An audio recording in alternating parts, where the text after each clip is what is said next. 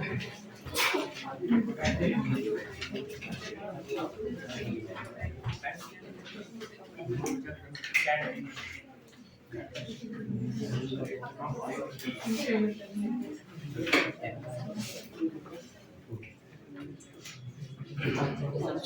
yes, let's continue with this.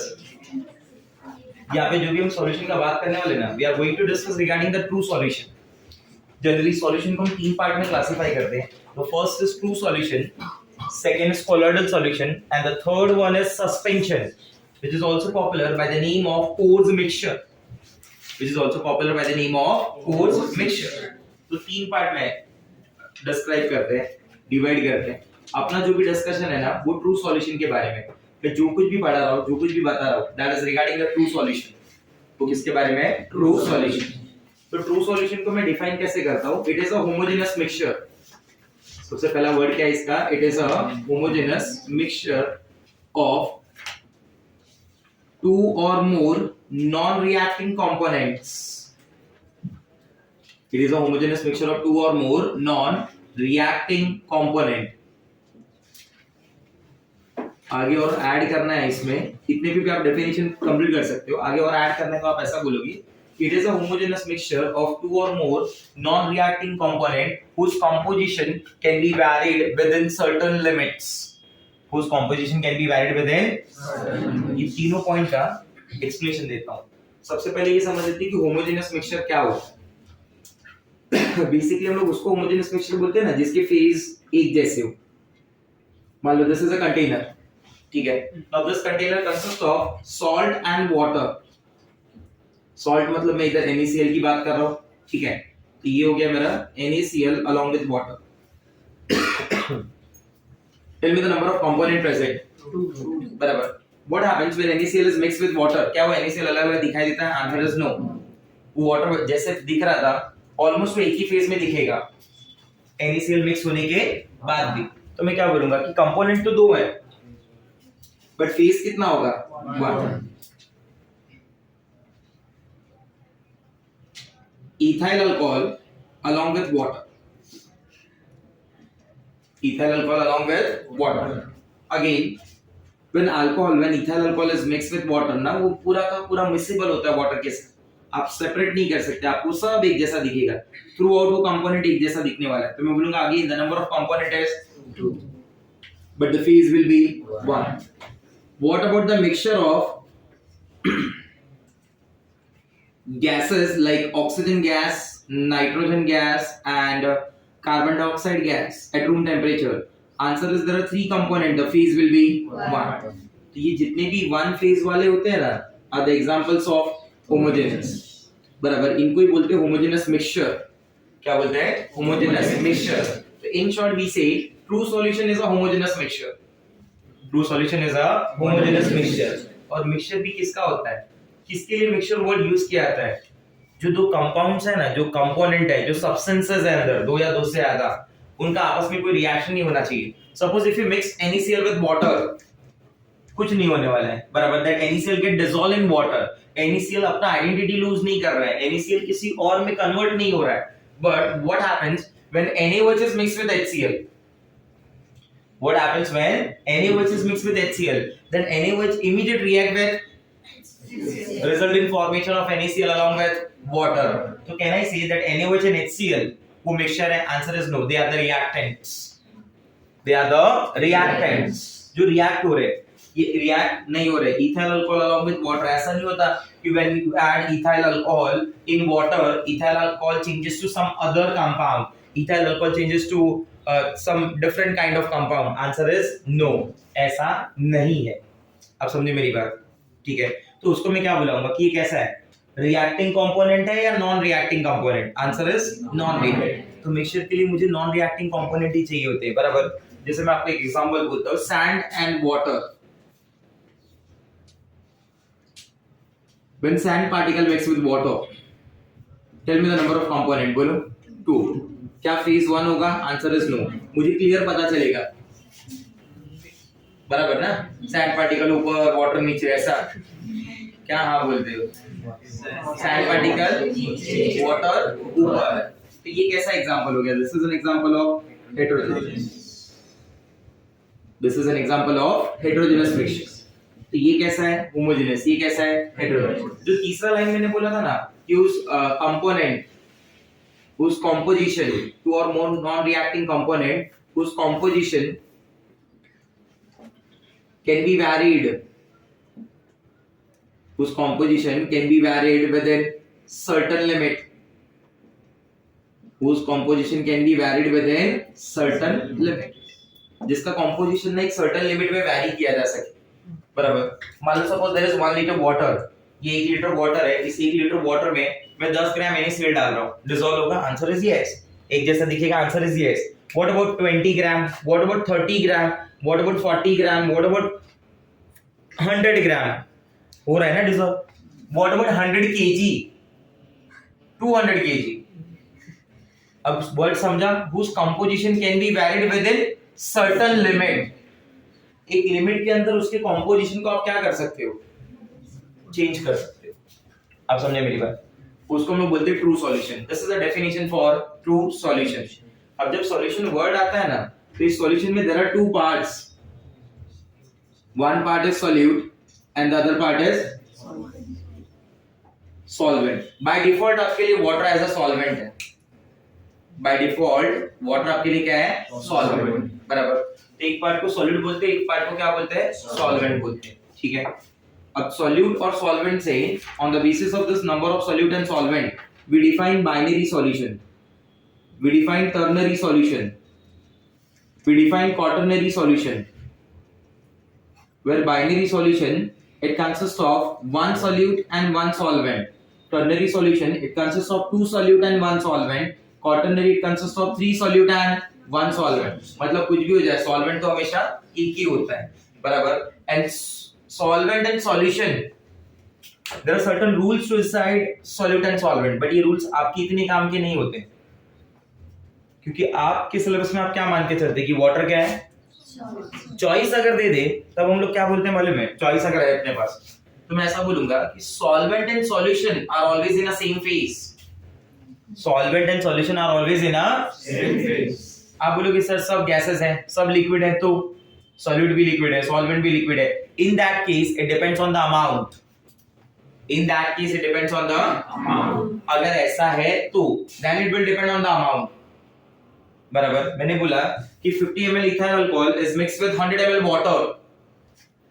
50 ml ethyl alcohol is mixed with 100 ml water.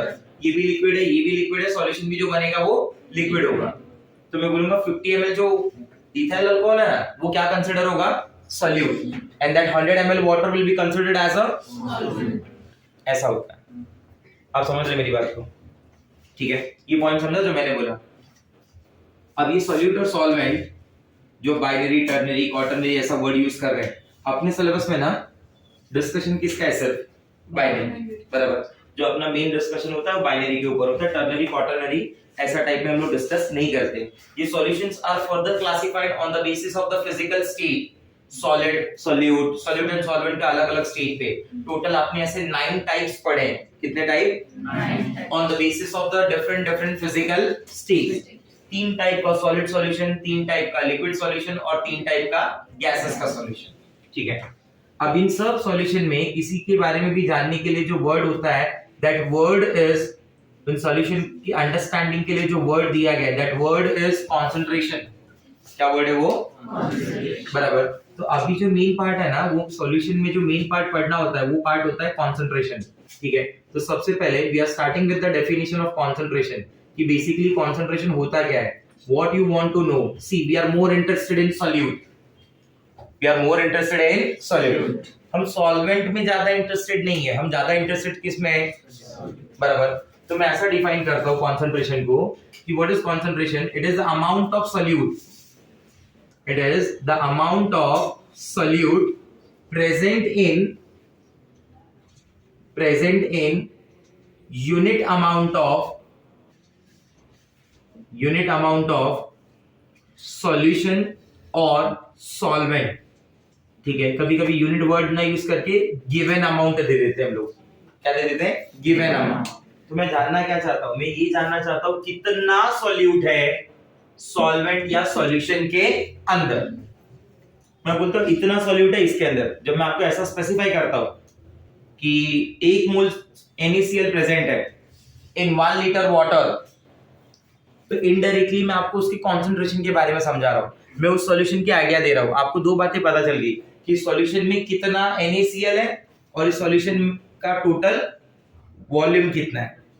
मैंने बोला ना 1 mole is present in 1 litre of solution, तो total volume of solution is 1 litre and what is the amount of solute in that 1 mole. बराबर। Concentration के basis पे हम लोग यहाँ पे वर्ड यूज करते हैं स्टैंडर्ड सॉल्यूशन। स्टैंडर्ड सॉल्यूशन का मीनिंग क्या हो गया मालूम है? whose concentration is already known to us, whose concentration is already known to us।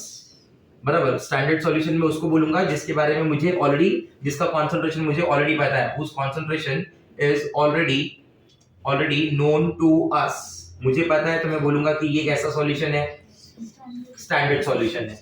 बराबर, ठीक है। इसी बेसिस पे हम लोग ऐसे भी बोलते हैं कि एक सॉल्यूशन होता है जो लो कॉन्सेंट्रेटेड होता है और एक होता है हाई कॉन्सेंट्रेटेड, जिसमें अमाउंट ऑफ सॉल्यूट रिलेटिवली कम है सामने वाले से, वो होता है लो concentrated dilute solution.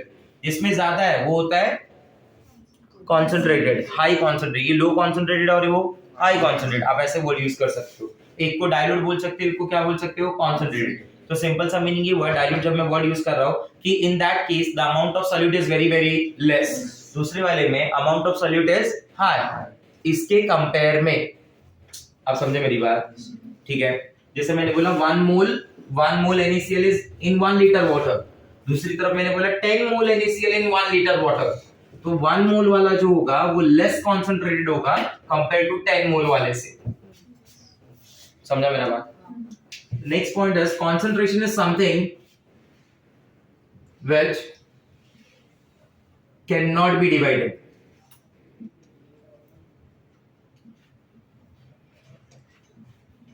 Concentration is something which cannot be divided. Yes. एक एग्जांपल देता हूँ, वो एग्जांपल गलत है बट आपके अंडरस्टैंडिंग के लिए अच्छा है। बराबर। केमिस्ट्री के हिसाब से देखा तो एग्जांपल गलत हो जाता है। बराबर। अगर मैंने 1 लीटर का फ्रूटी मंगाया, बराबर, और सब में बांट दिया, बट कंडीशन क्या था, सब में अनइवन बटा है, कम ज्यादा ऐसा, किसी को 20 ml दिया, किसी को 50 ml दिया, बराबर, किसी को 100 ml दे दिया। तो जिसको 20 ml दिया था ना उसको वो फ्रूटी कम मीठा लगेगा, और जिसको 100 ml दिया था उसको फ्रूटी ज्यादा मीठा लगेगा। मतलब तुमको लास्ट ड्रॉप मिला तब तो वो तीखा लगने लगा, ऐसा? नहीं ना? अरे उसकी आखिरी ड्रॉप भी होगी वो भी सेम ही रहेगी ना। अब इस तरीके से सोचो कंसंट्रेशन को। अगर एक सॉल्यूशन है जिसका कंसंट्रेशन है x, जिसका कंसंट्रेशन क्या है x, बराबर, इस x में से आपने 15 लोगों को बांट दिया, तो जो 15 में आपने बांटा ना, तो कंसंट्रेशन ऐसा नहीं हुआ कि x डिवाइड बाय 15 हो गया है, अभी भी उस सब कंटेनर में कंसंट्रेशन क्या है x। वो इस पॉइंट को ऐसे यूज करता है, वो बोलता है कि एक सॉल्यूशन बनाया जिसका कंसंट्रेशन है 1 मोलार। मोलार वर्ड आपको पता है इसलिए बता रहा हूँ, ठीक है। Molarity, molar word is for molarity. तो मान लो आपको मोलार पता है, मोलारिटी पता है कि उसका कंसंट्रेशन 1 मोलार है, और मैंने बोला इसमें से मैंने 10 ml करके निकाल दिए, तो जो 10 ml मैंने निकाला उसका सेपरेटली कंसंट्रेशन क्या है, सेम ही है, इसलिए तो वो लाइन दिया मैंने कि कंसंट्रेशन कैन नॉट बी। मैंने उसमें से 20 ml निकाला तो उसका कंसंट्रेशन क्या है, सेम। कंसंट्रेशन तब तक नहीं चेंज होगा जब तक आप बाहर से सॉल्यूट या सॉल्वेंट ना ऐड करते हैं। कंसंट्रेशन डिवाइड करने से चेंज, मतलब एक कंटेनर 1 लीटर का, बराबर, उस 1 लीटर में मैंने सॉल्यूशन ऐसे दिए 100 200 300 400, बराबर, ठीक है।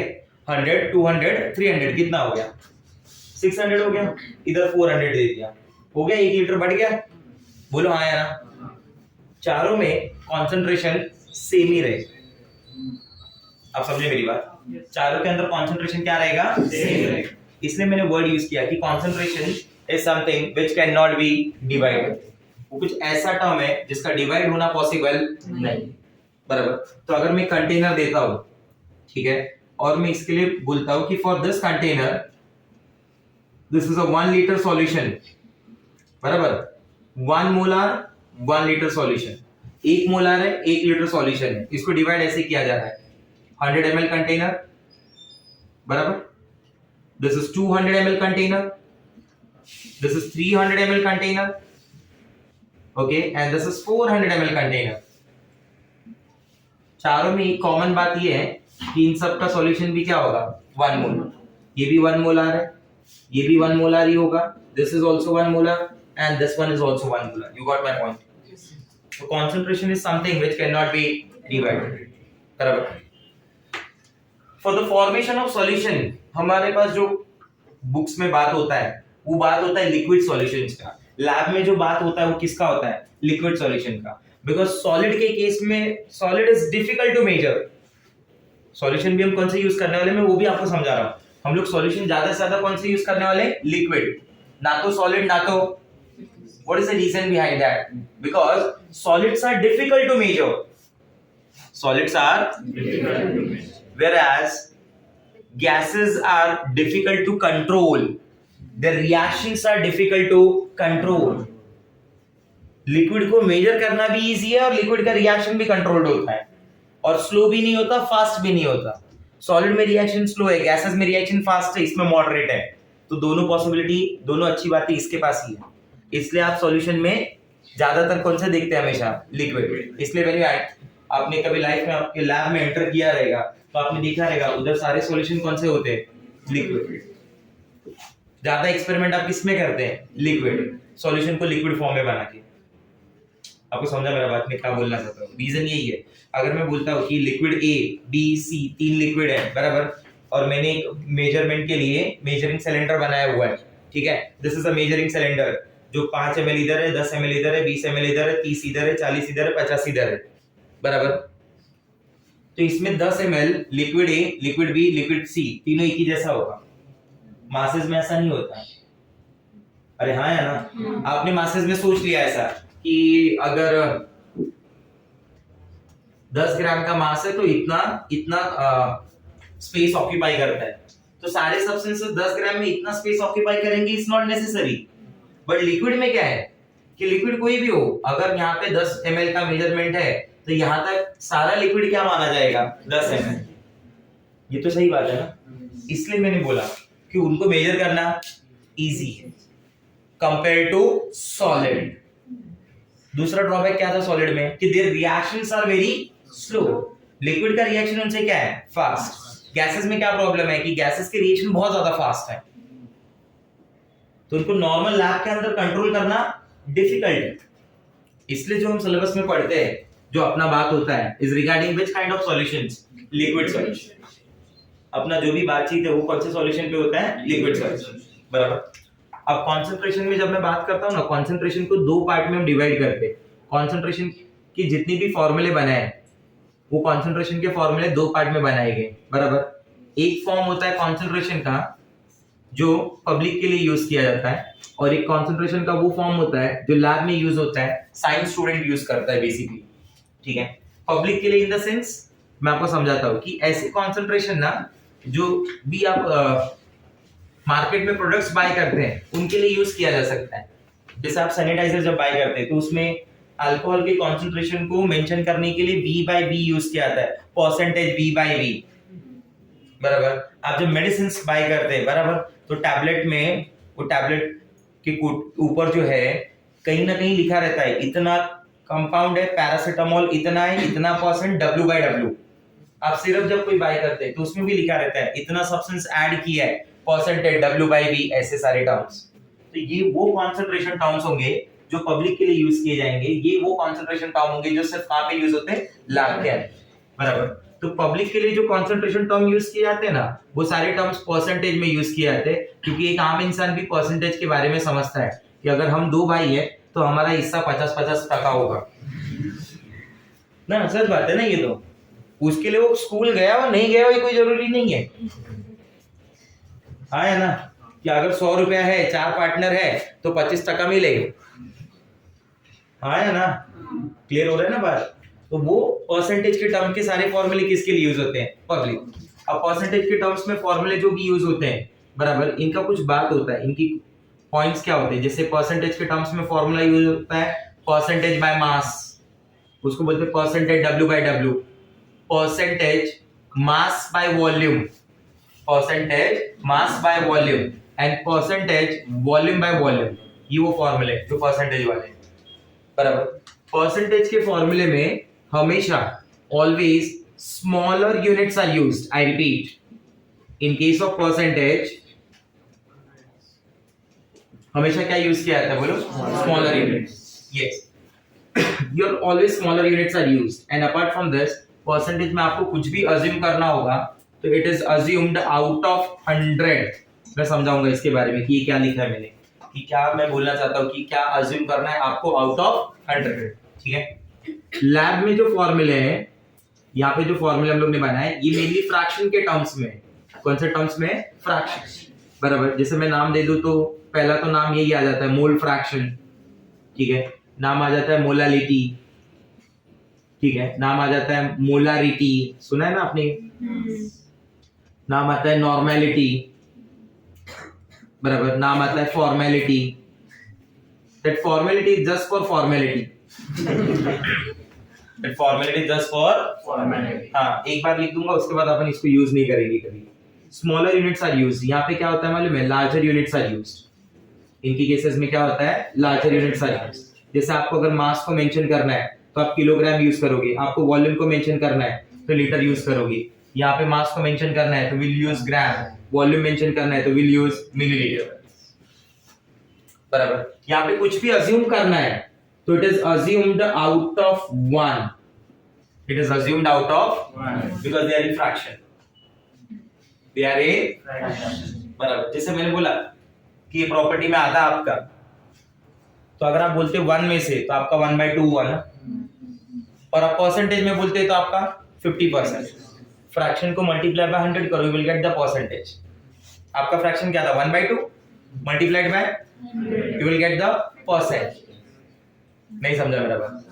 तो ये दो टाइप के फॉर्मूलास में डिवाइड होता है, एक परसेंटेज का टर्म और एक फ्रैक्शन का टर्म। परसेंटेज में ये बातें, फ्रैक्शन के टर्म में ये बातें, जो एकदम क्लियर होनी चाहिए कि फ्रैक्शन का फॉर्मूला आया तो एकदम माइंड में क्लियर है, ये फ्रैक्शन वाले फॉर्मूलास का कंसंट्रेशन टर्म है, तो इसमें volume should be taken in litre, volume should be measured in litre, ये मास है तो शुड बी इन केजी। नहीं समझा मेरा बात?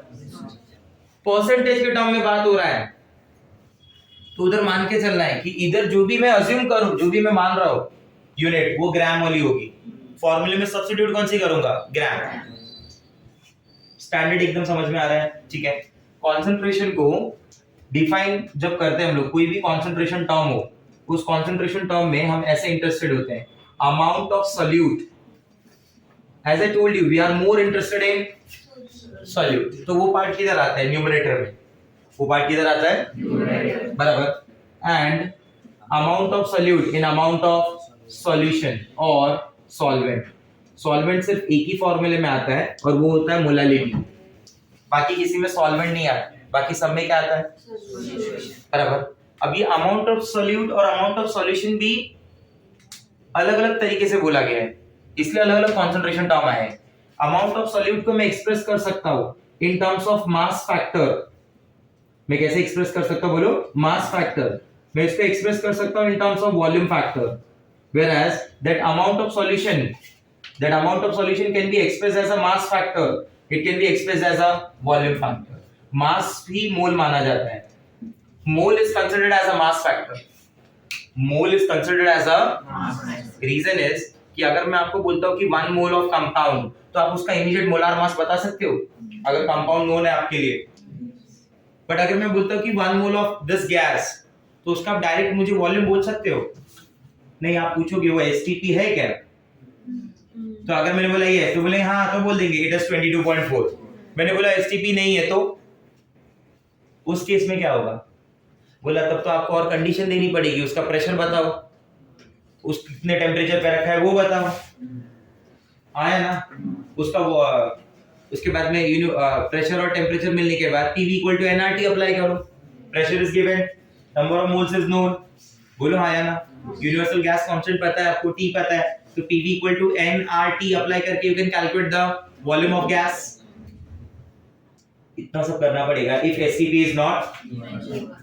तो मोल को क्या माना जाता है, इसलिए mole in concentration, mole is always considered as a mass factor in concentration. That mole is always considered as a mass factor. Remember that mole is always considered as a mass factor. बराबर। तो ये सब को देखते हुए formulas को तीन part में डिवाइड कर दिया कॉन्सेंट्रेशन के फॉर्मूलास। कुछ फॉर्मूले में न्यूमरेटर पार्ट मास है, डिनोमिनेटर पार्ट भी मास है, बराबर। कुछ फॉर्मूलास के अंदर न्यूमरेटर पार्ट मास है, डिनोमिनेटर पार्ट वॉल्यूम, और कुछ फॉर्मूलास के अंदर numerator part is volume and the denominator part is also। तो उसको तीन टाइप में ऐसे बोलते हैं हम लोग, W by W, mass by mass. ये मास W by W मतलब न्यूमरेटर पार्ट भी मास है और हाँ, तो इसमें जितने भी फॉर्मूले आएंगे ऊपर क्या मेंशन होगा, मास ऑफ सॉल्यूट, नीचे क्या मेंशन होगा, मास ऑफ, या तो मास के टर्म में होगा या तो मोल के टर्म में होगा, क्योंकि मास और मोल एक ही। आप समझ रहे मेरी बात, मास और मोल एक ही फैक्टर है। ऐसा कितने पार्ट में डिवाइड किया है, तीन। कौन से बोलो, W by W, W by V और V by V। आप समझ रहे मेरी बात को, ऐसा तीन पार्ट में डिवाइड किया हम लोगों ने, W by W, W by V और V by V। समझा नहीं समझा मेरा भाई?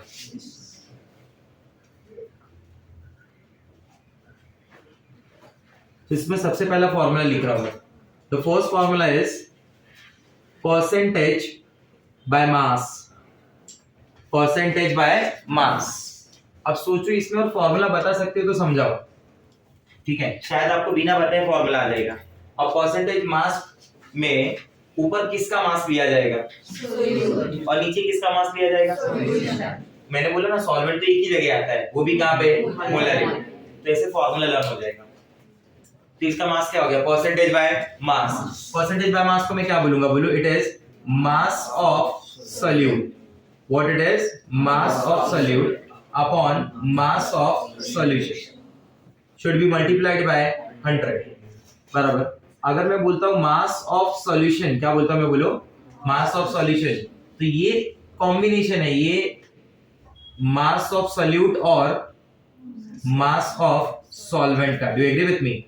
It is mass of solute plus mass of solvent.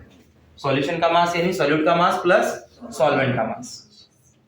अगर मैं यहाँ पे एक फॉर्मूला आपसे पूछता हूं कि मैं फॉर्मूला ऐसे लिख रहा हूं, P W by V, क्या ये फॉर्मूला बोल के बता सकते हो मुझे ये फॉर्मूला कैसे आएगा? बोलो मास of solute upon mass volume of solution multiply bye. Here mass of solute is taken in gram and the volume of solution is taken in, here mass of solute is taken in gram and the volume of mass of solution is taken in gram। समझे मेरी बात? तो percentage volume को क्या बोलोगे, बोलो percentage volume को क्या बोलोगे, it is volume of solute. Agree? It is volume of upon volume of should be multiplied by. आप समझे मेरी बात? तो ये P by V ऐसे आ जाएगा, P V by V is equal to volume of solute upon volume of solution multiply by। आप समझे मेरी बात? क्लियर? से समझेंगे, yes or no? अगला जैसे मैं बोलता हूँ ppm, क्या बोलता हूँ? तो ppm का मतलब होता है parts per million. What do you mean by ppm? Parts per million. Parts per million, इतना पार्ट है मिलियन में से, इतना पार्ट है मिलियन। जैसे जब बोलते हो परसेंट, पर 100 ना, पर मिलियन, ऐसे क्या आता है पर। तो मैं इसको ऐसा लिखूं, पीपीएम का मतलब ऐसा हो गया, इट इज, बोलो क्या हो जाएगा, मास of solute upon mass of, yes, mass of solution multiply bye 10⁶। ऐसे आता है पीपीबी, पार्ट्स पर billion. It is mass of solute upon mass of solution, mass of solute upon mass of solution multiply bye 10⁹। एक के ऊपर 10⁶ है, एक के ऊपर 10⁹ है, because 10⁶ is 1 million and 10⁹ is 1 billion। 10⁶ is 1 million. and 10⁹ is 1 million. yes. अब समझे मेरी बात, ठीक है। जैसे मैं यहाँ पे बोलता हूँ मोल फ्रैक्शन, क्या बोलता हूँ, वापस बोलो, mole fraction. That mole fraction is represented by x। मोल का फ्रैक्शन क्या हो गया, ये मोल का फ्रैक्शन। ये तो क्लियर बता रहे कि मैं कौन से टर्म में हूँ, मोल, बराबर, मैं कौन से टर्म में हूँ, क्योंकि ये क्या है, मोल, मोल फ्रैक्शन। मैं बोलता हूँ कि total is 5 mole, total is 5 मोल, जिसमें मेरा हिस्सा है 1 मोल। मेरा हिस्सा क्या है, 1 मोल। तो मेरा फ्रैक्शन क्या हुआ, 1/5। मेरा डिवाइड बाय टोटल, मेरा फ्रैक्शन डिवाइड बाय टोटल, मेरा फ्रैक्शन डिवाइड बाय टोटल, बराबर। हमने 100 रुपया जमा किया, जिसमें मेरा हिस्सा 5 रुपया है, तो मेरा फ्रैक्शन कितना हुआ, 5/100। मेरा कंट्रीब्यूशन डिवाइड बाय टोटल। वैसे मोल में भी होता है, किसी भी कंपोनेंट का मोल फ्रैक्शन निकालना है तो उसका number of mole divide by the total moles, divide by the total. आप समझे मेरी बात। मोल fraction of one component, mole fraction of one component divide by the total mole. इसे ही मल्टीप्लाई बाय अगर 100 कर दिया जाए तो ये क्या बन जाएगा, मोल परसेंटेज। इसे ही मल्टीप्लाई बाय 100 कर दिया जाए तो क्या बनेगा, मोल परसेंटेज। मैं ऐसे बताता हूँ, मान लीजिए सब गैसेस हैं, टोटल गैसेस का मोल है 10, हाँ या ना। अब ऐसे मान लीजिए कि 4 गैसेस हैं, ए गैस, बी गैस, सी गैस, डी गैस, बराबर। टोटल गैसेस का मोल मिला के 20, कितना है 20। इसमें ए गैस का मोल है 5, तो what is the mole fraction of A gas, 5/20। What is the mole percentage of that gas, 5/20 into 100, मतलब 25% अपना है ना। नहीं समझा। अगर कहीं पे दिया है इतना मोल परसेंट, मतलब 25% अगर लिखा हुआ है, तो इसका मतलब मैं ऐसा बोलूंगा कि 25 मोल है इसका आउट ऑफ 100। आप समझा, आपको परसेंटेज में मैंने क्यों बोला था कि परसेंटेज में कहीं भी कुछ भी लिखा होगा तो it is assumed out of 100। But अगर ऐसा है 5/20 क्या है, बराबर, 5/20, तो मैं बोलूंगा मेरा हिस्सा कितना है, 1/4। मेरा हिस्सा कितना हुआ, 1/4 कितने में से, 1 में से। मेरा हिस्सा है 1/4 कितने में से, 1 में से। ऐसा सोचो, क्लियर हो रहा है बात, ठीक है। मेरा 1/4 है, जब मैं ऐसा बोलता हूं तो कितने में से बोलता हूं, 1 में से। समझा मेरा बात, ठीक है। Next is molality. The next concentration term is molality. Molality एक ऐसा कॉन्सेंट्रेशन टर्म है जिसमें डिनोमिनेटर पार्ट किसमें होता है, बाकी सब जगह डिनोमिनेटर किसमें होता है, तो इस पे ऐसे लिखते हैं, it is number of moles of solute. क्या बोलो, वापस बोलो, Number of moles of solute. Divide by mass of solvent, divide by Mass of solvent. क्या नंबर ऑफ मोल और मास दोनों मास के फैक्टर माने जाते हैं, आंसर इज यस। इसलिए W/W में आता है वो, इसलिए किस में आता है, W/W।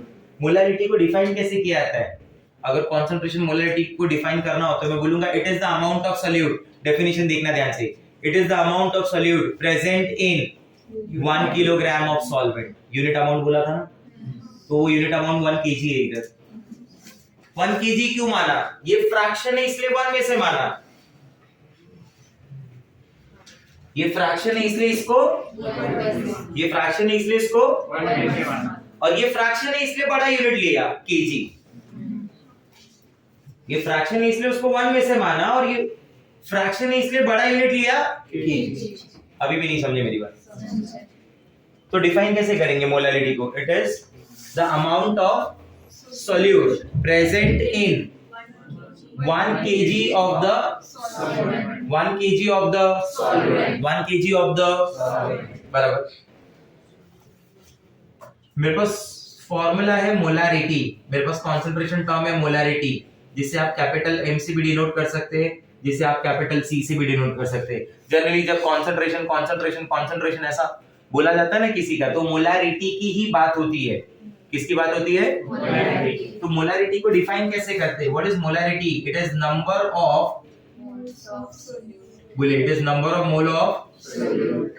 अपॉन, ऊपर मास था ना, मोलारिटी में नीचे क्या आएगा? Volume of solution. तो ये क्या हो जाएगा? This is volume of, come on, volume of, and this volume of solution should be in बड़ा यूनिट। नहीं समझा? डिफाइन कैसे करोगे? It is the amount of Solute. Number of moles of solute present in, सकते हो दो, नहीं समझे मेरी बात? बराबर। फॉर बेस के केस में क्या होगा? Number of replaceable OH minus ion और the number of H plus ion required to neutralise that acid. NaOH कितना OH दे सकता है? एक। मैं बोलता हूं BaOH चॉइस है, कितना OH दे सकता है? दो। बराबर। सॉल्ट के केस में क्या होगा? For salt it is the total charge, for salt it is the Total charge. NaCl कैसे टूटता है? Na++। Cl. तो ओवरऑल अगर मैं बात करूं तो उसके ऊपर चार्ज क्या है? Na के ऊपर +1, Cl के ऊपर, Na के ऊपर +1, Cl के ऊपर, तो ये मैग्नीट्यूड वाइज लेना है charge, total charge magnitude wise, either total charge of cation और टोटल चार्ज ऑफ कैटायन और टोटल चार्ज ऑफ, बट लेकिन क्या? Magnitude,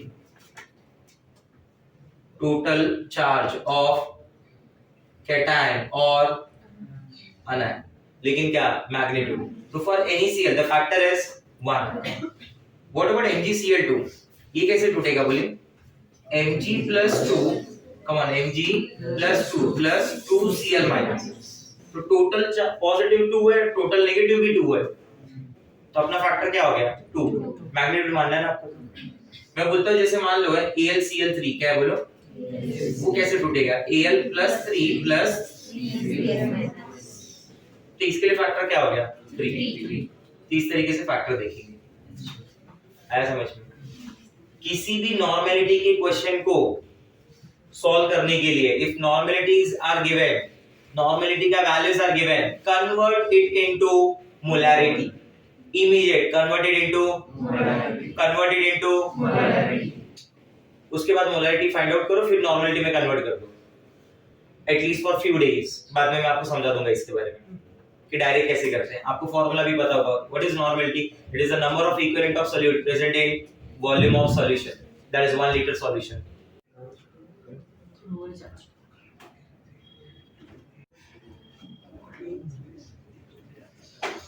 where W by V and V by V, these two are temperature dependent. W by W का कोई भी concentration term temperature dependent नहीं होता। W by W का कोई भी concentration term temperature dependent नहीं होता, क्योंकि उसके अंदर मास होता है और मास टेम्परेचर से अफेक्ट नहीं होता। टेम्परेचर को अफेक्ट कौन टेम्परेचर से अफेक्ट होता है? वॉल्यूम। यही दो वॉल्यूम वाले हैं ना। आया समझ में बात? क्लियर ये पॉइंट? ठीक है।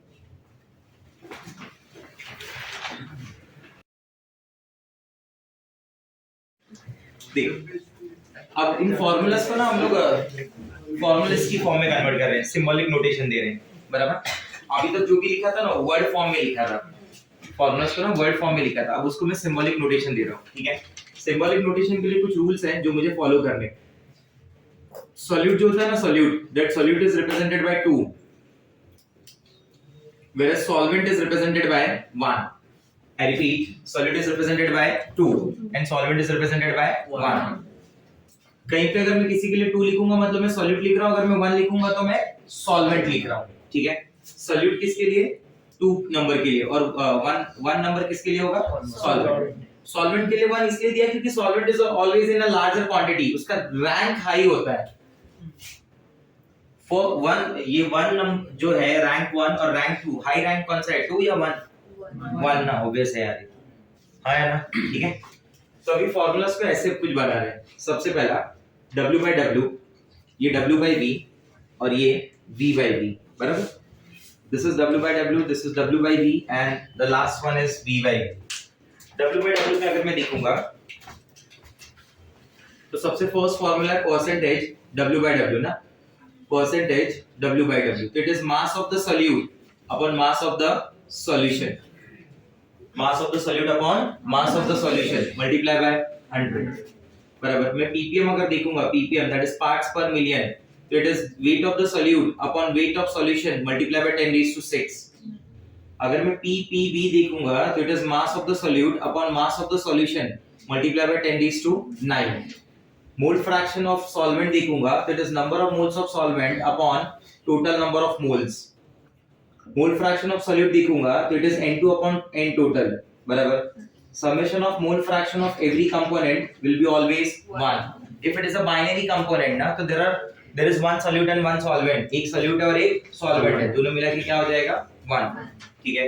अगर मैं मोलालिटी के टर्म्स में बात करूंगा तो what is molality, it is N2 upon W1 in kg। क्या मैं N2 को ऐसे भी लिख सकता हूं, अगर मुझे नंबर ऑफ मोल्स नहीं पता है बराबर, तो मैं number of moles of solute को क्या लिख सकता हूं, mass upon molar mass, mass upon molar mass. तो उस फॉर्मूले को ऐसे भी टर्न किया जा सकता है। Instead of writing N2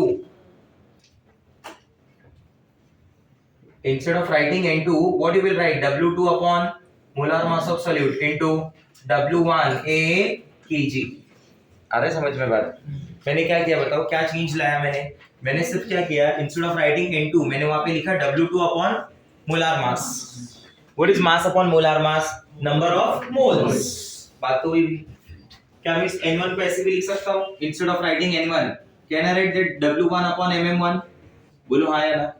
N2 की जगह मैं ऐसे भी लिख सकता हूं W2 अपॉन MM2, तो ये फार्मूले का एक और पॉइंट हो जाएगा। This is formula number 1 2 3 4 5 6 7। इसी को परसेंटेज से मल्टीप्लाई कर दो, you will get the mole percentage, multiply by 100 you will get the mole percentage. आ रहा है समझ में हर्ष, ध्यान देने का पढ़ाई पे, तुम बोला था मेरे को, फिर भी नहीं दे रहा है, चेंजेस नहीं दिख रहे। W2 upon volume of solution gram, this is in ml, याद आ रहा है, multiply by 100। W2 what you mean by W2, it is mass of the solute, volume of solution. What is molarity, come on, it is number of moles of solute upon volume of solution in litre. क्या मैं N2 की जगह ये भी लिख सकता हूं, W2 upon MM2 into volume of solution in liter। What is normality? That normality is molarity into n factor बराबर।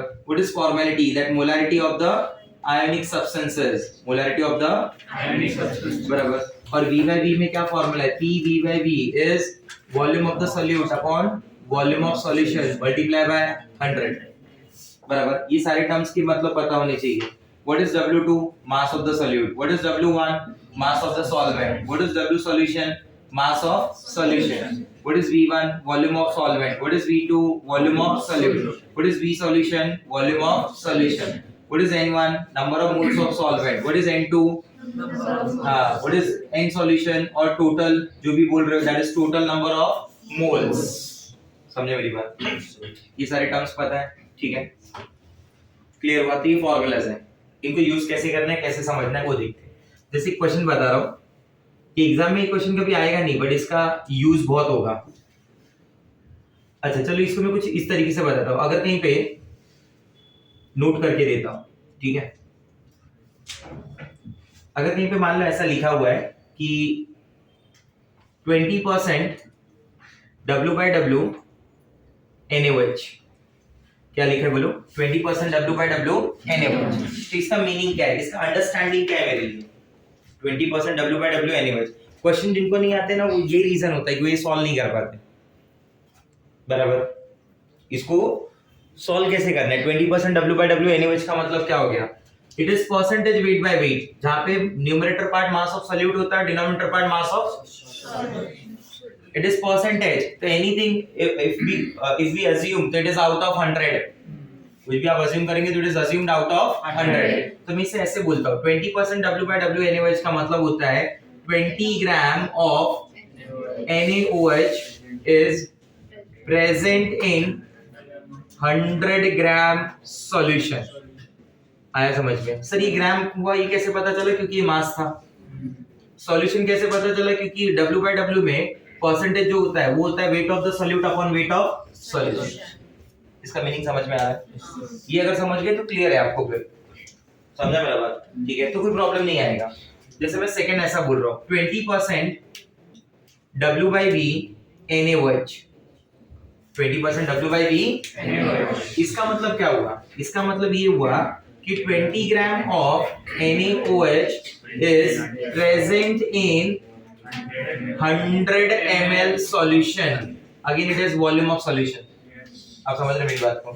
परसेंटेज को ऐसे अज्यूम करते हैं, ये नोट अजम्पशन वाला है कि अगर इतना ही कुछ दिया तो क्या अज्यूम करना है। कहीं पे मान लीजिए ऐसा लिखा है 20% W/W सॉरी V/V ले लेता हूं इस बार 20% V/V methyl alcohol 20% V/V methyl alcohol, तो इसका आंसर ऐसा आ जाएगा कि 20 ml methyl alcohol is present in 100 ml solution. 20 ml methyl alcohol is present in 100 ml solution. 20 ml methyl alcohol is present in 100 ml solution. 20 ml methyl alcohol is present in 100 ml solution. बराबर। ये तो हो गए percentage वाले। अब fraction वालों को देखते हैं। बराबर, फ्रैक्शन वाले में मैं ऐसा बात करूंगा कि जैसे मान लो मैंने ये समझ गया ना इतना, बराबर। मैंने बोल दिया कि मोलालिटी 1 है। मोलालिटी क्या है? 1। मैंने बोला 2 molal NaOH solution. Molal is used to represent molality. Molal is the unit of molality, mole per kg. तो 2 मोलल NaOH बोलने का मतलब क्या हुआ? मोलालिटी को कैसे डिफाइन किया था मालूम है? मोलालिटी होता है it is number of moles of solute upon W1 in kg। याद आ रहा है? तो इसमें जो मोलालिटी है वो कितना है? 2 है। तो मोलालिटी का डेफिनेशन क्या बोलता है? Number of moles of solute present in 1 kg। इस W1 को आपको क्या मानना है? 1। अगर नथिंग इज स्पेसिफाइड, सिर्फ इतना लिख के छोड़ देता है 2 मोलल NaOH सॉल्यूशन, तो W1 तुम्हारा क्या हो गया? 1 kg। तो इसका स्टेटमेंट की फॉर्म में क्या मीनिंग हो गया? अगर ये 1 है और ये 2 है तो उस हिसाब से N2 की वैल्यू क्या हो गई? 2। क्योंकि N2 कैसे आएगा? M into W1। M into M कितना है? 2। W1 कितना है? 1। तो 2 into 1 क्या हो गया? 2।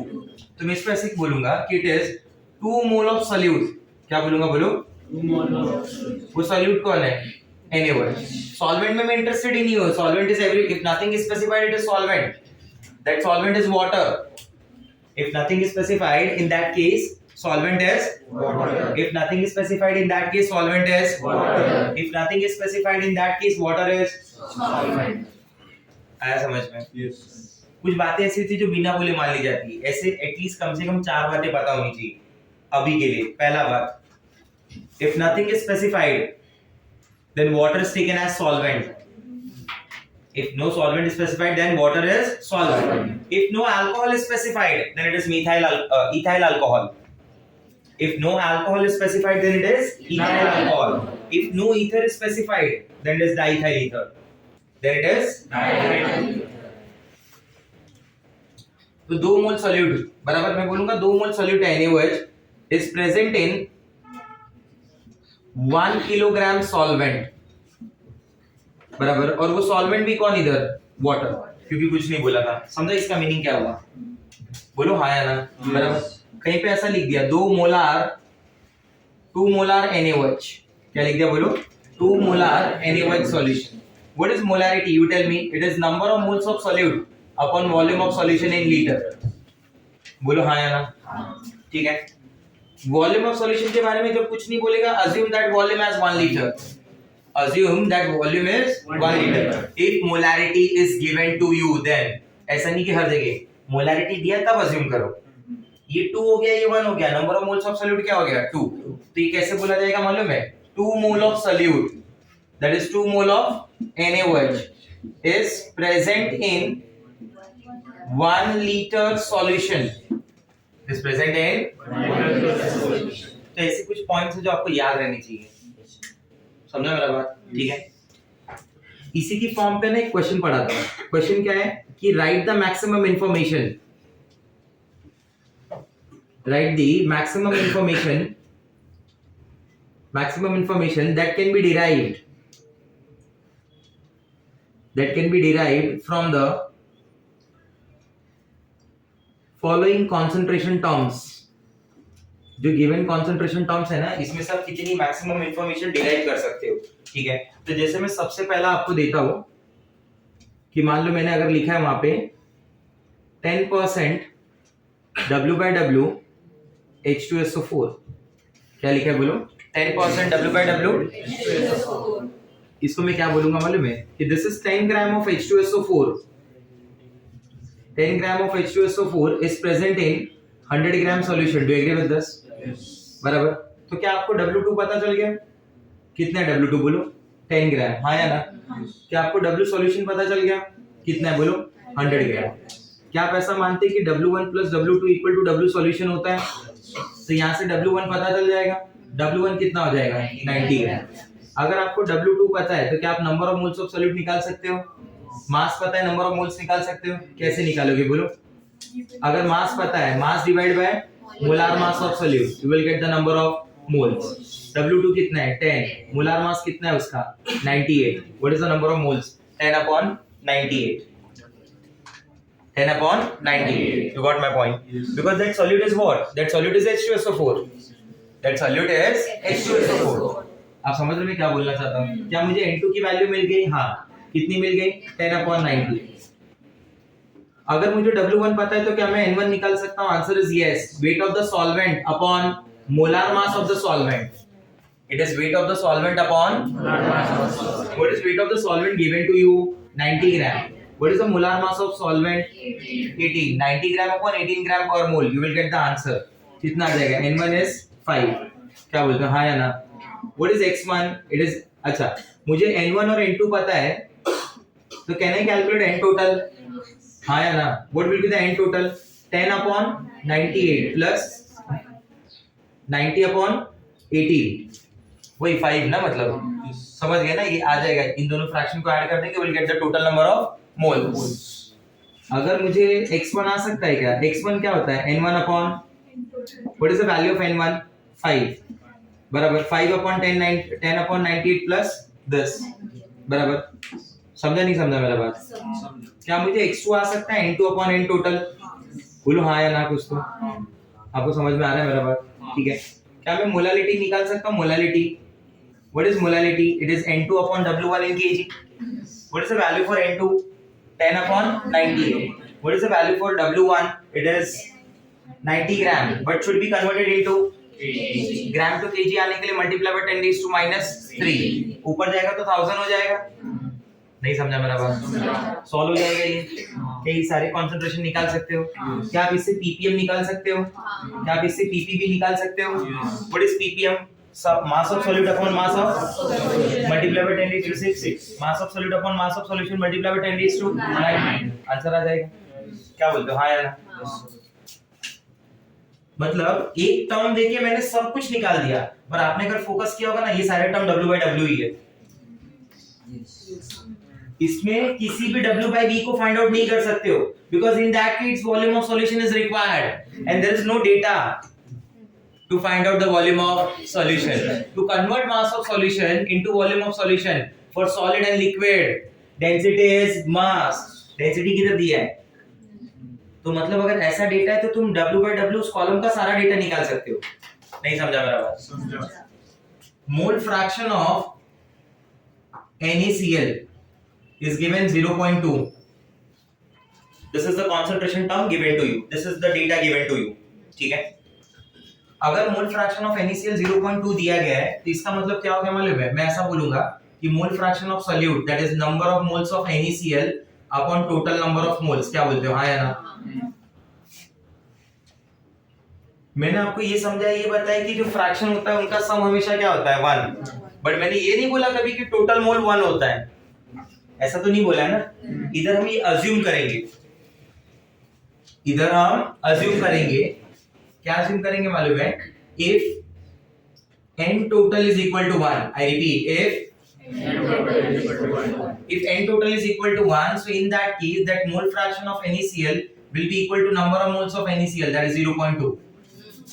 Agree? तो उस केस में मोल फ्रैक्शन ऑफ वाटर क्या हो जाएगा? 0.8. पूछो कैसे? रिमेनिंग 1 में से जो हुआ ना, सारे कंपोनेंट का फ्रैक्शन क्या होता है? सम ऑफ फ्रैक्शन क्या होता है? 1. बराबर. तो मोल फ्रैक्शन ऑफ वाटर को कैसे लिखोगे बोलो? मोल फ्रैक्शन ऑफ वाटर को mole fraction number of moles of water upon total. Total तो 1 है, तो mole fraction of water will be equal to number of moles of water. आपको समझा मैंने क्या किया? मोल फ्रैक्शन ऑफ वाटर का फॉर्मूला क्या हो गया बोलो? Number of moles of water upon total number of moles. Total mole तो कितने हैं? 1। तो न्यूमरेटर अगर डिनोमिनेटर पार्ट 1 हुआ तो जो न्यूमरेटर की वैल्यू है वही हुई ना रेशियो। तो यहाँ पे number of moles of water क्या हो गया? Mole fraction 0.8। आप समझे मेरी बात? आपको नंबर ऑफ मोल्स पता है? आया समझ में? अगर आपको नंबर ऑफ मोल्स N2 पता है तो आप W2 निकाल सकते हो। बोलो हाँ या ना? अगर N1 पता है तो W1 निकाल सकते हो। Once you got W1 and W2 you can calculate the W solution। Molality निकाल पाओगे? N2 upon W1। हाँ। W2 पता है? हाँ। W solution पता है? हाँ। TPM TP भी आएगा? हाँ। मास परसेंटेज आएगा? हाँ। नोटबुक के लास्ट पेज पे फटाफट करके बताओ। इसमें जितने और कंसंट्रेशन टर्म ढूंढ सकते हो ढूंढ के बताओ, अगर इतनी इंफॉर्मेशन है तुम्हारे पास तो।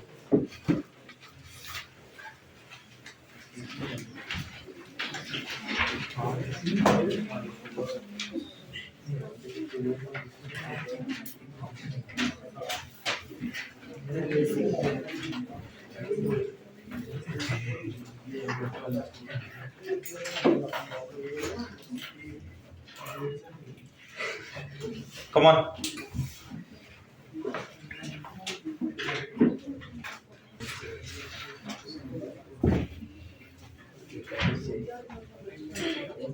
आया समझ में? ये किसी के लिए चाहिए तो एक्सप्लेन कर देता होगा चाहिए। नंबर ऑफ मोल्स N2 है N1 है। N2 है multiply by molar mass of the solute, what you will gate? W2। समझा? क्योंकि W2 अपॉन मोलार मास क्या होता है? N2। फॉर्मूले को रीअरेंज करने आता है ना? नहीं आता तो ये सब घुमा घुमा के लिखने का, खुद से समझने का। कि अगर मुझे मान लो क्या दे दिया? मोलारिटी दे दिया, W1 दे दिया, तो molarity into W1 answer is N2। ऐसा सब भी समझने का। फॉर्मूले को रीअरेंज करने आपको खुद आना चाहिए। एक फॉर्म दिखा ना तो उसको रीअरेंज करके दूसरा फॉर्म बना लेने का, ठीक है? N1 into MM1 क्या आ गया? N1 into MM1, what is that? W1। W1 plus W2 will give you what? W solution। W1 plus W2 will give you W solution, that is mass of solution। ये तो clear है? और W1 है तुम्हारे पास, W2 है, W solution है, ये सब मिल गया।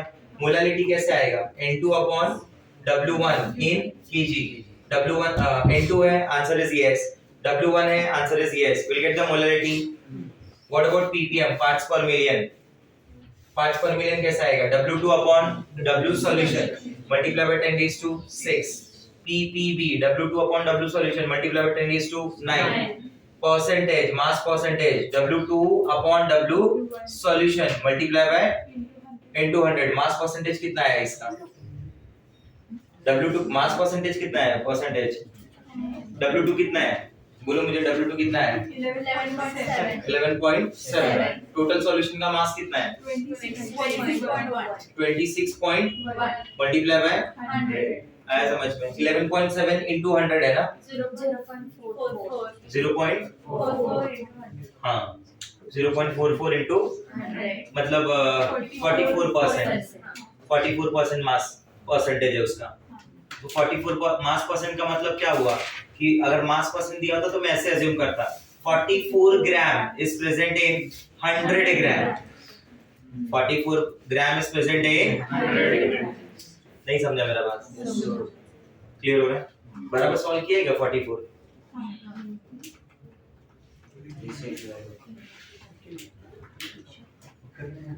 अगर ये 12 और ये 26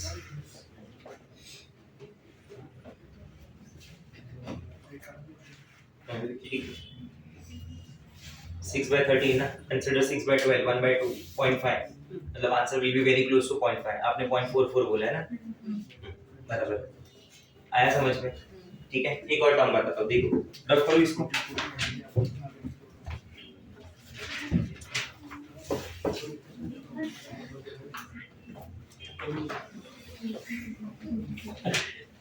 जितना बॉक्स में किया रहेगा ना, मतलब ये अज्यूम किया हुआ पार्ट है, ये आना बहुत जरूरी है। वो अज्यूम करने नहीं आएगा तो नहीं सॉल्व कर पाओगे। तीसरा, अगर मान लो मैं बोलता हूँ कि मोलालिटी ऑफ HCl गिवन है, that molality of HCl is 3.65, that solution is 3.65 molar, that solution is 3.65 molar. तो इसको कैसे अज्यूम किया जाएगा? क्या लिखोगे? Molality is equal to N2 upon W1 in kg। तो इसमें W1 को मैंने क्या बताया था, क्या होता है? कि जितना मोलरिटी दिया इतना molar solute is present in 1 kilogram of solvent, तो इसे 1 kg मान लिया जाएगा। इसका मोलरिटी कितना था 3.65, तो उस हिसाब से नंबर ऑफ मोल्स भी क्या हो गया 3.65। आया समझ में? N2 पता है तो W2 निकाल सकते हो क्या? N2 से W2 कैसे निकालोगे? By multiplying molar mass of solute, by multiplying molar mass of solute, क्योंकि मेरे पास फार्मूला क्या है N2 का, N2 is W2 upon MM2, ये पता है, ये पता है, W2 आ जाएगा। N1 is equal to W1 upon MM1, क्या आपको W1 पता है? बोला हाँ पता है। क्या आपको मोलार मास ऑफ वाटर पता है? यस, तो उससे क्या आ जाएगा नंबर ऑफ मोल्स किसका? वाटर का। ये सॉल्वेंट हो गया, ये सॉल्यूट हो गया। N2 N1 पता है तो N टोटल आएगा, N2 अपॉन N टोटल क्या आ जाएगा X2, N1 upon N total क्या आ जाएगा X1। क्या मेरे पास W1 है? हाँ। क्या मेरे पास W2 है? हाँ। W1 प्लस W2 क्या मिलेगा? W solution. W1 plus W2 is W1 plus W2 is तो क्या मैं ppm निकाल सकता हूँ? क्या मैं ppb निकाल सकता हूँ? क्या मैं मास परसेंट निकाल सकता हूँ? यस। आया समझ में? तो जब आप लिखेंगे ना घर पे आके, इतना यहाँ पे लिखना है, बाकी का जब घर पे लिखेंगे, इतने लिखने के बाद ना जगह छोड़ देना है बाकी का घर पे लिखने के लिए, सॉल्व करना उसको। आया समझ में? ठीक है, मैं यहाँ पे हर एक के लिए नहीं सॉल्व करके दूंगा, एक मैंने सॉल्व करके बताया ना, बाकी आपको खुद से करना है। और इंफॉर्मेशन कैसी यूज करनी हो इसलिए मैं बॉक्स में डाल रहा हूँ, ठीक है। अब अगर मान लो ऐसे दे दिया, मोलारिटी दे दिया, क्या दे दिया? मोलारिटी, कि मोलारिटी ऑफ H2SO4 is 2, बराबर। तो इसका मतलब क्या हो गया? मोलारिटी कैसे डिफाइन होती है? Number of moles of solute upon volume of solution in litre. किसे अज्यूम किया जाएगा? सॉल्यूशन को कितना माना जाएगा? 1 लीटर। ये मोलारिटी कितना है? 2, तो उस हिसाब से N2 कितना हो गया? 2। अगर आपके पास N2 है तो क्या आप W2 निकाल सकते हो? Yes, because N2 is what? Mass of solute upon molar mass of solute. Mass of solute upon molar mass of solute, mass of solute upon molar mass of solute. Yes, N2 is W2 upon MM2, N2 is W2 upon MM2, वापस N2 is W2 upon MM2, N2 is W2 upon MM2, perfect। mass of solute upon molar mass of solute, mass of solute upon molar mass of solute, mass of solute upon molar mass of solute. इस तरीके से देखेंगे। आप समझे मेरी बात? Clear हो रहा है मेरा पॉइंट कि मैं क्या बोलना चाहता हूँ, क्या नहीं बोलना चाहता हूँ? बोलो हाँ या ना। ठीक है, तो ये वाला पॉइंट होगा W2 upon MM2, W2 upon MM2। अच्छा, वॉल्यूम ऑफ सॉल्यूशन है, N1 निकाल सकते हो क्या? नहीं, क्योंकि N1 क्या चाहिए? W1 upon molar mass of 1, W1 निकालने का चांस ही नहीं है इधर। अच्छा, मोलारिटी पता है तो नॉर्मलिटी निकाल सकते हो क्या? हाँ। क्या परसेंटेज W/V निकाल सकते हो? बोला हाँ। मास ऑफ सॉल्यूट पता है, वॉल्यूम ऑफ सॉल्यूशन पता है, multiply by 100। What is percentage W/V? It is W2 upon volume of solution multiply bye. अगर किसी क्वेश्चन में किसी का नॉर्मलिटी दिया है, जैसे नॉर्मलिटी ऑफ HCl दिया है 0.1, तो मैं बोलूंगा उसका HCl का फैक्टर होता है 1, तो उसकी मोलारिटी हो जाएगी 0.1। मोलारिटी आ गया तो यही चीज अज्यूम करनी है। नहीं समझा? जो भी बच्चा है कॉपी करें फटाफट, और इसका प्रैक्टिस करें घर पे आके। ये एक बार में नहीं आता है, समझा? जितना ज्यादा से ज्यादा प्रैक्टिस करेंगे उतना अच्छा होगा। जो DPP 6 है ना, उसमें पहला क्वेश्चन यही है, right the maximum information that can be derived from the following concentration terms. तो इसी तरीके से उसको सॉल्व करना है। इफ W/W का कंसंट्रेशन टर्म इज गिवन, तो सिर्फ W/W के ही फॉर्मूले आएंगे, वही कंसंट्रेशन टर्म आएंगे। आप W/V नहीं फाइंड आउट कर सकते हो। इफ W/V का कंसंट्रेशन टर्म इज गिवन, तो सिर्फ किसके आएंगे? W/V के ही आएंगे। किसी भी कॉलम में इंटर कन्वर्जन के लिए you need density. What you need? Density. समझा? तो अभी टाइप्स ऑफ न्यूमेरिकल में बताता हूं, ठीक है?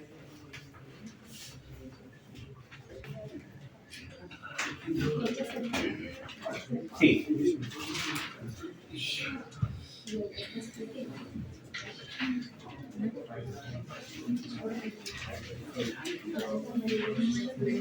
now let us understand what are the different types of numerical can be asked, ठीक है?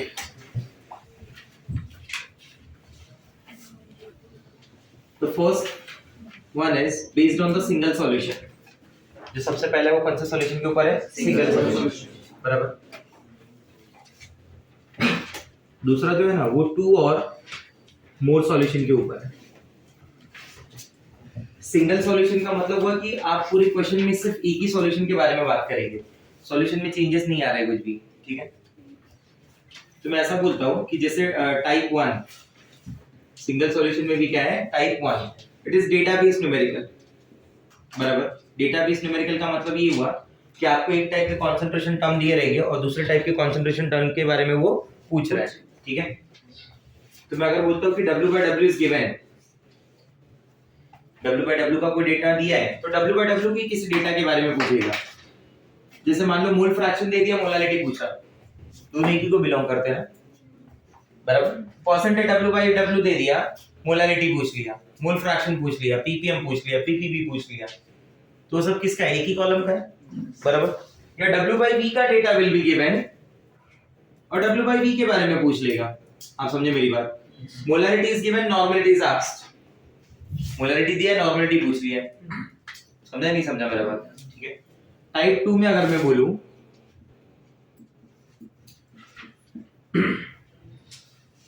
तो type 2 is based on interconversion.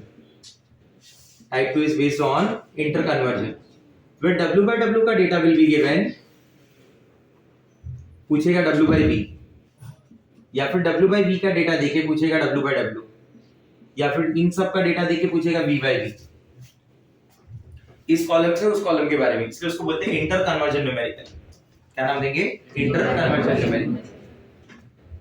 ऐसे क्वेश्चन को सॉल्व करने का पॉइंट क्या है, ऐसे क्वेश्चन को सॉल्व करने का टिप क्या है, बराबर। इसको सॉल्व करने का टिप्स ऐसा है ना कि सबसे पहला right the maximum information that can be derived, वो वाला पॉइंट जो थोड़ी देर पहले बताया ना, राइट द मैक्सिमम इंफॉर्मेशन, उसका जितना भी मैक्सिमम इंफॉर्मेशन हो ना वो सब मैक्सिमम इंफॉर्मेशन लिख लो, ठीक है। यूज डेंसिटी ऑफ सॉल्यूशन, ऐसे क्वेश्चन के लिए डेंसिटी ऑफ सॉल्यूशन देना मस्ट है। For such kind of interconversion density of solution is must. Without density of solution solve करना पॉसिबल नहीं है, without density of solution solve करना पॉसिबल नहीं है। तो यूज डेंसिटी ऑफ सॉल्यूशन। इस डेंसिटी को कैसे यूज करोगे, दो तरीके से।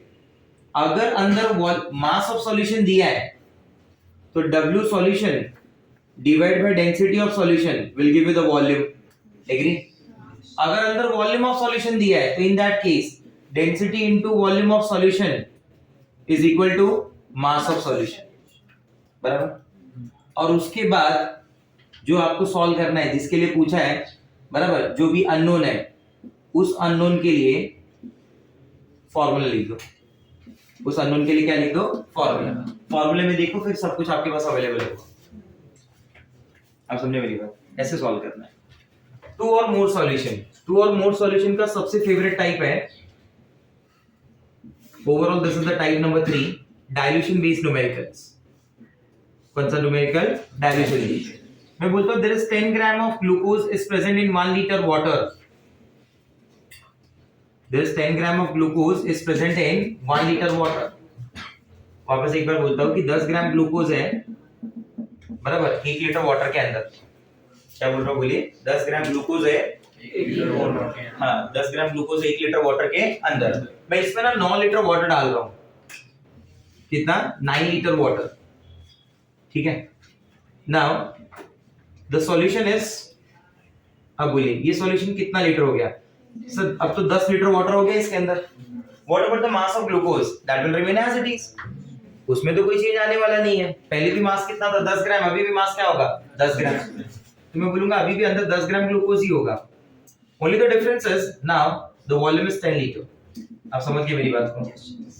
तो मैं बोलूंगा दोनों का अगर मास सेम है तो दोनों का नंबर ऑफ मोल्स भी सेम होगा, क्योंकि मास कैसे, नंबर ऑफ मोल्स कैसे आता है भाई, मास अपॉन, यही होता है ना कि कुछ अलग होता है, मास अपॉन। अगर इसका 10 ग्राम है, इसका 10 ग्राम है, तो इसका नंबर ऑफ मोल्स क्या हुआ, 10 अपॉन 180, 10 अपॉन 180, मतलब दोनों के नंबर ऑफ मोल्स क्या है, what is the formula for molarity, number of moles of solid upon volume of solution. क्या मैं ऐसा भी लिख सकता हूं कि N2 is equal to molarity into volume of solution. ये भी बहुत तगड़ा फार्मूला है, एमसीक्यूज में बहुत यूज होता है, बच्चा समझ ही नहीं पाता है, वो रीअरेंज नहीं कर पाता, फार्मूले को घुमाने का इधर उधर आया समझ में? तो आपको समझेगा रीअरेंज क्या होता है. This is the formula to calculate the number of moles. क्या मैं ऐसा बोल सकता हूँ कि number of moles of solute in this is equal to number of moles of solute in this? हाँ ना बोलो. This is the logic ना. This is the logic. इसका फॉर्मूला बनाने का लॉजिक यही है कि दोनों के अंदर नंबर ऑफ मोल सॉल्यूट क्या होता है? सेम. तो क्या मैं ऐसा बोल सकता हूँ कि इसका m into v पहले सॉल्यूशन का is equal to m into v दूसरे सॉल्यूशन का? तो फॉर्मूला क्या बन गया? m1v1 equal to m2v2. MAVA equal to आया समझ में? मैं आपको बोलता हूँ 1 लीटर 1 मोलार सॉल्यूशन है. एक सॉल्यूशन है जो 1 लीटर है और 1 मोलार है. एक सॉल्यूशन है जो 1 लीटर है और 1 मोलार. अगर मैं इसको 100 टाइम्स डाइल्यूट कर दूं, चलो 100 ज्यादा हो जाएगा तुम्हारे लिए, 10 टाइम्स डाइल्यूट कर दूं, बराबर, तो इसका कंसंट्रेशन क्या आ जाएगा? बराबर, 10 टाइम्स डाइल्यूट करने का मतलब क्या हुआ? अगले तो solution was 1 litre, now it becomes 10 litre. Molarity क्या हो गया? x.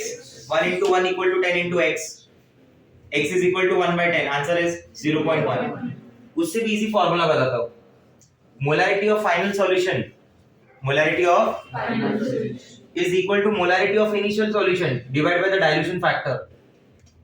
Divided by the dilution factor. You tell me what was the molarity of initial solution? बराबर. 1 से 10 हुआ मतलब कितने टाइम डाइल्यूट किया? फैक्टर कितना हो गया? 10. 1/10. Answer is 0.1. नहीं समझा? 1/10 answer is 0.1. Similar formula is used for the normality also. Similar formula is used for the normality. NAVA equal to MBVB. आ गया समझ में? Type 4.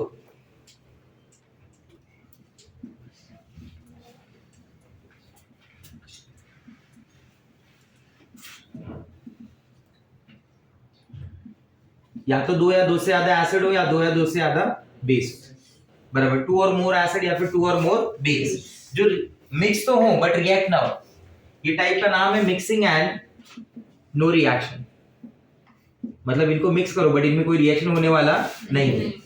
ऐसे में आएगा M1V1 प्लस M2V2 बराबर V टोटल या V resultant is equal to molarity of resultant.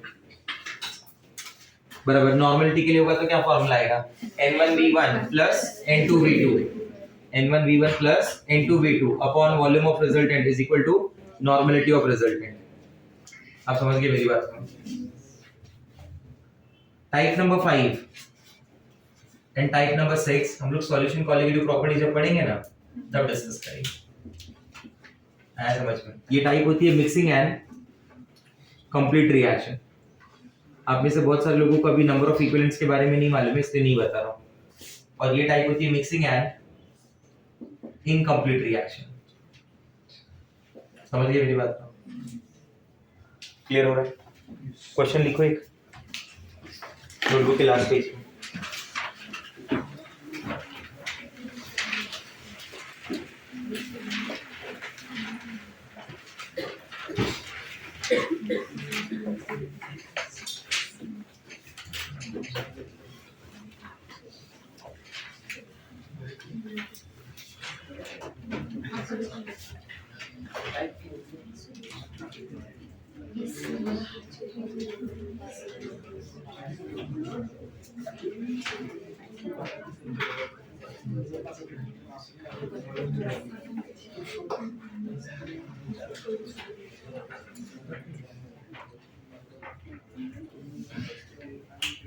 बोलो question.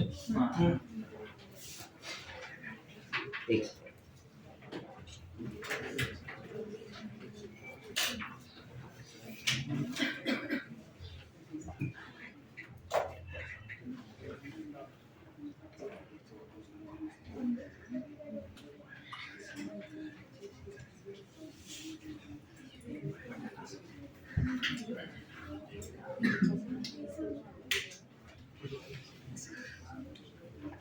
अगर 1 लीटर लिखो.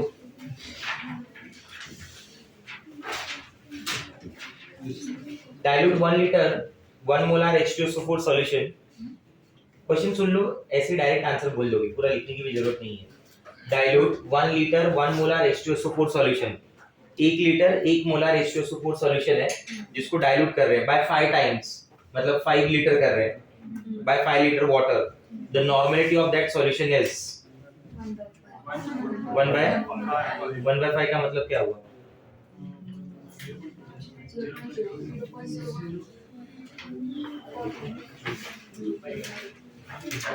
तो 1/5 का मतलब क्या हुआ? 0.2 ना, क्योंकि उसका इनिशियली क्या था, 5 के फैक्टर से डाइल्यूट कर दिया तुमने. तो 5 के फैक्टर से डाइल्यूट किया तो कितना हो जाएगा? 1/5 हो जाएगा ना. 1/5 का मतलब तुम्हारे लिए क्या हो गया? 0.20. नहीं समझा मेरा बात?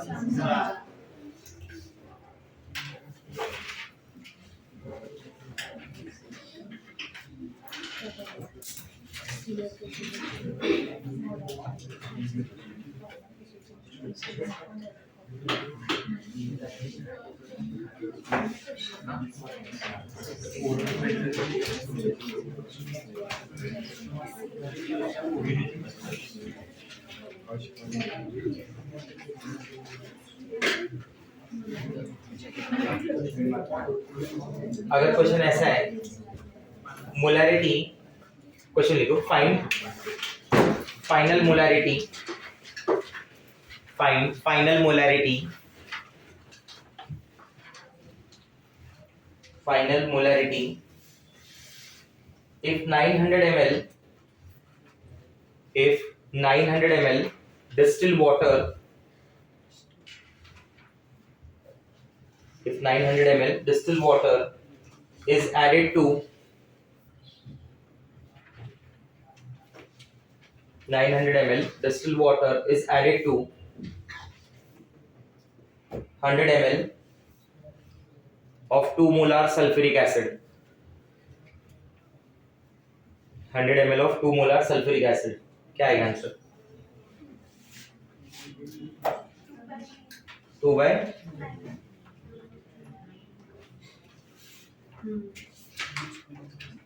2/9 नहीं होगा. क्वेश्चन एक बार वापस पढ़ो, समझ जाएंगे.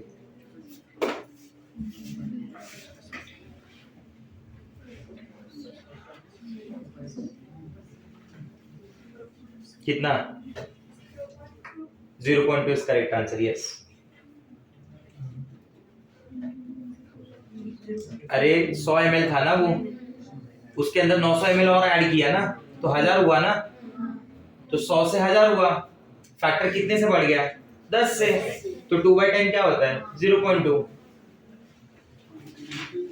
अरे नहीं समझा? क्या इतना टाइम लेके टाइम पास कर रहे थे? ये देखो, अगर मैं ऐसे भी देखता M1V1 इक्वल टू M2V2, तो इसकी मोलारिटी कितनी थी? 2. इसका वॉल्यूम कितना था? 100. इसका मोलारिटी पता नहीं था, इसका वॉल्यूम क्या हो गया? 1000. आपने गलती किया 900 लिख के, उसने बोला 900 ऐड किया, इसलिए क्वेश्चन लिखा है ना इस बार, वरना तुम बोलते भूल गया मैं. 900 ml water is added. English वाला प्रॉब्लम है क्या? तो फिर इतना वाटर ऐड किया 100 ml में, तो टोटल कितने हो गए? 1000 मतलब 10 टाइम्स हो जाएगा. आया समझ में? तो क्या लिखूंगा? बोलो 2 into 100 upon 1000. 10 आ गया नीचे, 0.2 आंसर होगा. बोलो भाई, हाँ या ना? क्लियर है? यस. अगला क्वेश्चन लिखिए. या फिर ठीक है, वो क्वेश्चन वैसे डीपीपी में मिलेंगे, सॉल्व कर लेना. आया समझ में? थोड़े बहुत 1-2 फॉर्मूले और बताने, वो नेक्स्ट क्लास में बता दूंगा. चैप्टर खत्म है, कॉपी कर लो. वो इवन पेज पे कॉपी करना, नीचे जगह रखना. जो भी डीपीपी वगैरह में क्वेश्चन मिलेंगे ना, तो उनको एक एक नीचे एग्जांपल्स में कर लेना, ताकि जब तुम पढ़ो तो इसका एग्जांपल भी तुमको नीचे मिलता जाए. ये समझा कैसे सॉल्व करना है? ट्राई करके देखना. नेक्स्ट क्लास में इन्हीं सब के ऊपर क्वेश्चंस बताऊंगा. ठीक है? थियरी के हिसाब से चैप्टर खत्म हो गया है, एमसीक्यूज और सॉल्विंग के हिसाब से नेक्स्ट क्लास में खत्म हो जाएगा. ओके, चलो बाय एवरीवन. Bye.